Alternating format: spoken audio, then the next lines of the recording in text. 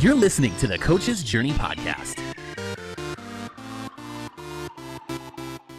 And now we can go back to it because I interrupted the flow there. I thought it was an important point. So we can go back to so a couple areas we want to consider covering. One of the things that I did want to cover that we discussed a little bit before we started the call is the imposter syndrome that you dealt with, which is a major thing that coaches deal with.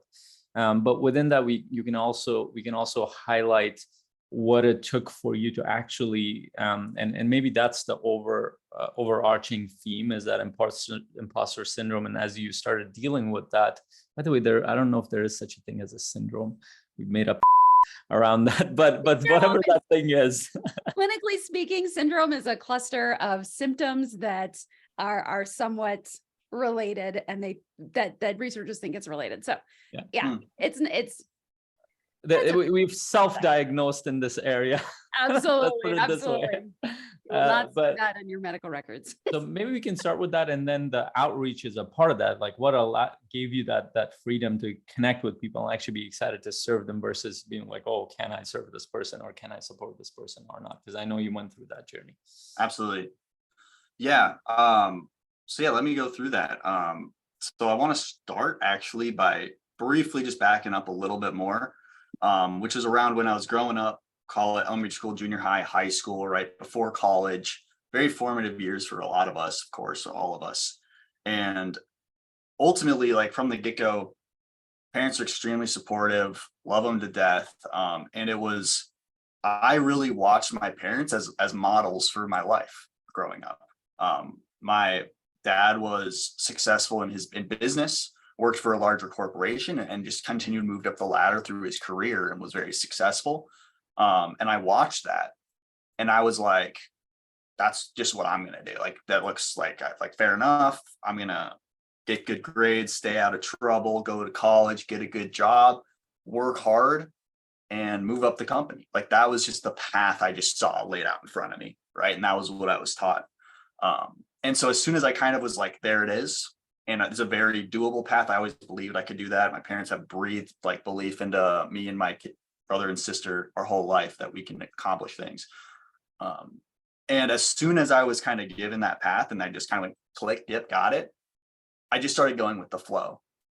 Basically my entire junior high through high school, I kind of was like, oh, everything, my future's kind of like set, taken care of in the sense of like, I just have to apply myself. But I really went with the flow and was like, this is my path. I'm just going to go through the motions. And I did that not just through school, not just through areas around career, but I kind of did that with my friends, with, my relationships, where I wanted to take the path of least resistance. That was kind of my mindset as a kid.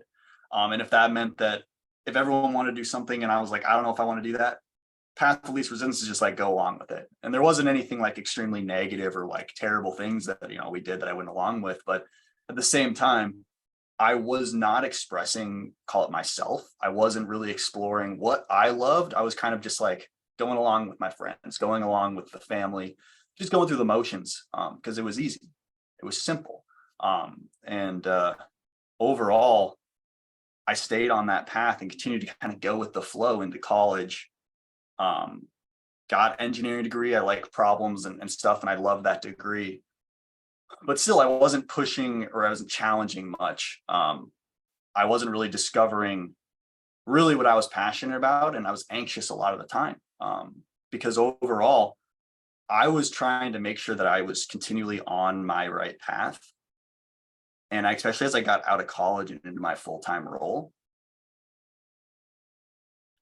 I felt like something was missing. And I never really could put a finger on it. But I had done everything I felt like I was supposed to, right? I'd gotten good grades. I went to college. I stayed out of trouble. I got the good job. I had amazing friends and I had a great, paycheck, all these things, checking them all off. And I just felt like I'm looking around and understanding why aren't I feeling fulfilled and like I got everything right. I've done everything that everyone expected of me, right? That's kind of what I said. But I felt like an imposter, like I had to put on some persona for everyone else to show up how they wanted me to. And I kind of was like, man, like, what exactly do I want? And for a while, I just was like, well, that'll come with the next promotion, right? Like, I'll just get the next promotion and then everything will be like, then that'll be where I want to be, right? And I'd get the next promotion.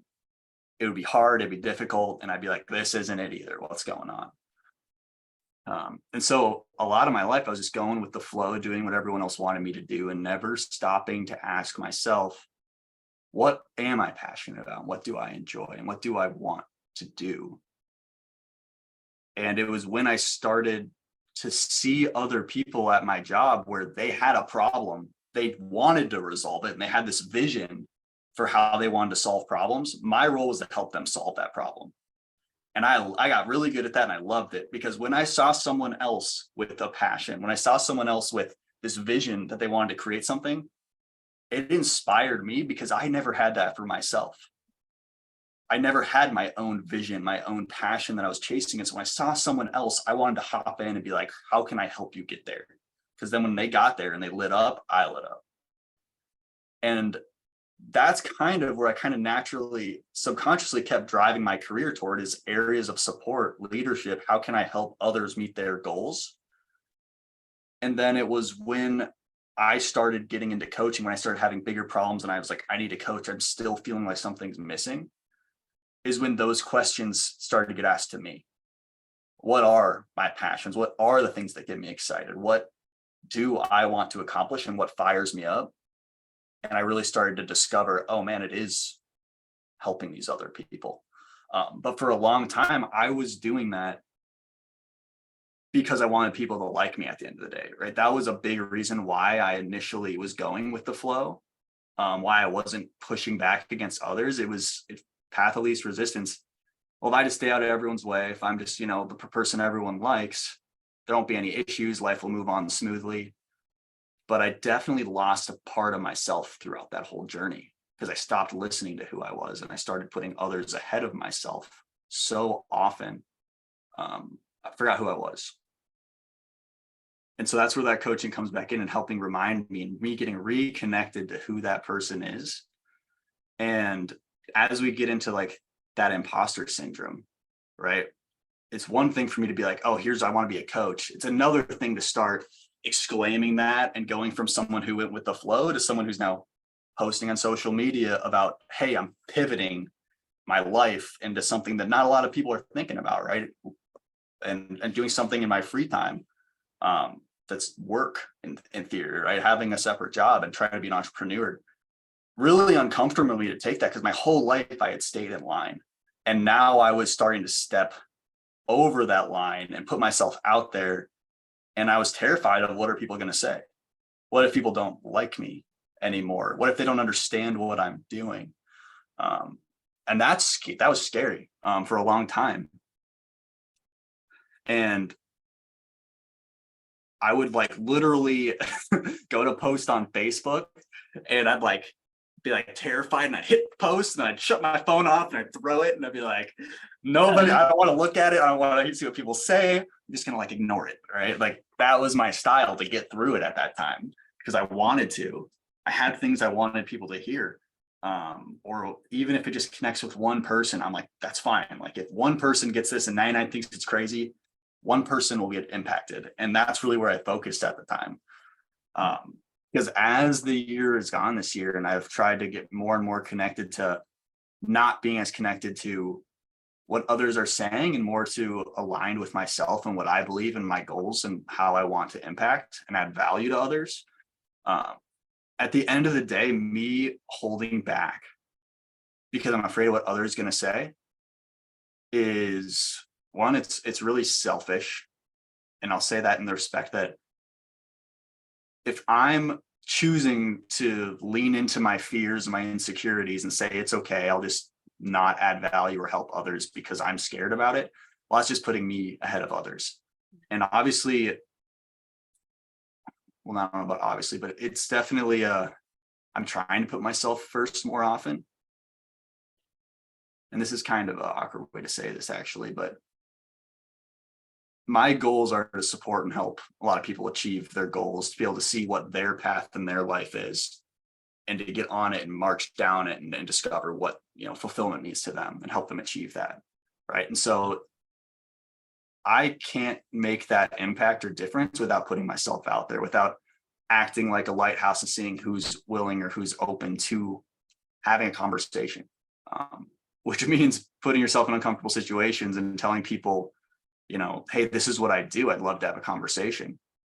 And knowing that some people just aren't there right now, or they don't, that's just not their time. They're not ready, or they're not interested, and that's fine. But that also doesn't mean anything about me. That means more about them, right? It's not, I'm not defined by that person's thought about a situation. You're listening to the Coach's Journey podcast.